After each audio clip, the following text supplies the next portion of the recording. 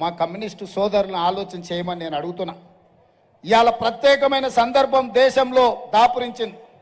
నరేంద్ర మోడీ దెబ్బకు ప్రజాస్వామిక వ్యవస్థలన్నీ, పార్లమెంటు వ్యవస్థలన్నీ కుప్పగూలిపోయి, సుప్రీంకోర్టులు కావచ్చు, ఎన్నికల సంఘాలు కావచ్చు, ఈరోజు ఏ వ్యవస్థలు కూడా ఈడీ, ఇన్కమ్ ట్యాక్స్, సిబిఐ అన్నిటినీ చెరబట్టి ఈరోజు దేశాన్ని విధ్వంసం చేసి మోడీ ఆక్రమించుకోవాలనుకుంటున్నాడు. అందుకే డాక్టర్ బాబాసాహెబ్ అంబేద్కర్ రచించిన రాజ్యాంగాన్ని కాపాడాలి అంటే ఈరోజు ఇండియా కూటమి ఈ దేశంలో గెలవాలి, రాహుల్ గాంధీ గారు ఈ దేశానికి ప్రధానమంత్రి కావాలి అన్న ఆలోచనతోటి ఇవాళ మేమందరం కలిసికట్టుగా మీ ముందరికి వచ్చినాం.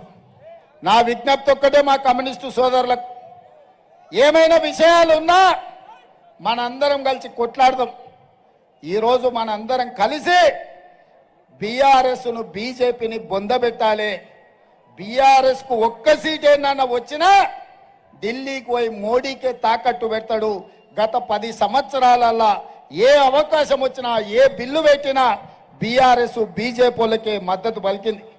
నోట్ల రద్దు కావచ్చు, జీఎస్టీ బిల్లు కావచ్చు, ట్రిపుల్ తలాక్ కావచ్చు, 370 ఆర్టికల్ కావచ్చు, రైతు వ్యతిరేక నల్ల చట్టాలు కావచ్చు, ఏ సందర్భం వచ్చినా మోడీకే ఈ కేడీ మద్దతు పలికిండు తప్ప ఏ రోజు కూడా మోడీతో కొట్లాడే ప్రయత్నం చేయలే.